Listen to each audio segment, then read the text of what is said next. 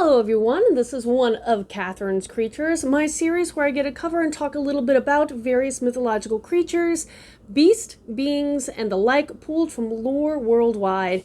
And as I always like to preface by saying, I'm not a linguist, so if I mispronounce anything along the way, I apologize in advance. I do try my best. So today I wanted to talk about a creature I actually was able to incorporate in one of my fantasy or upcoming fantasy books. I'm in the editing process as I am filming this.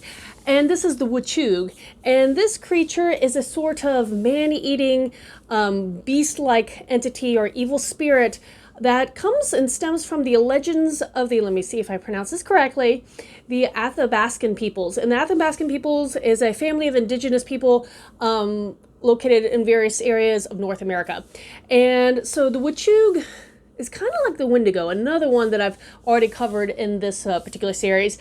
And it is said that it begins as a person who was either possessed or overwhelmed by power of one of the ancient gigantic spirit animals. And they're supposed to be very crafty, very intelligent, again, powerful, and they're supposed to be able to retain their mystical and great powers and strengths despite being able to be transformed into, willingly or not, normal animals, normal-sized animals that they may represent in form.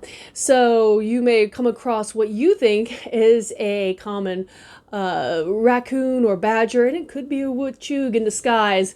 But one of the cool things, there's a variety of different kind of legends and lore associated with it, and one of them is that the Wechuge, or one person could become a Wechuge by either breaking a taboo or and because of that becoming too strong. And one of the examples given was, for instance, eating some meat that had maggots in it. Gross, I know, but in that way you become too strong and be transformed into this kind of, again, creature, entity, evil spirit that similar to the Wendigo. Again, there are some parallels.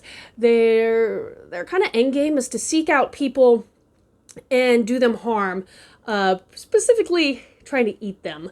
And they try to lure potential victims using some of their cunning and special abilities. One folklore that I thought was kind of neat was that it said that this particular subgroup believed the Wechuge was again, very strong entity, but made of ice.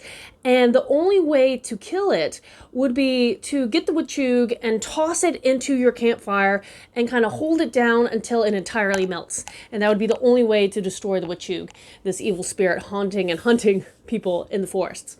So I thought this was a kind of a fun creature. There is not a super lot of detail that I have found. There probably is some other resources that I'm unaware of. But again, it was one that I was fascinated about, and so I did kind of incorporate it into one of my fantasy books that's will be upcoming later this year, crossing fingers. If you have any questions about this or any other kind of mythological being, post them in the comments below or reach out to me on any of my social media. And until next time, everyone, Skull.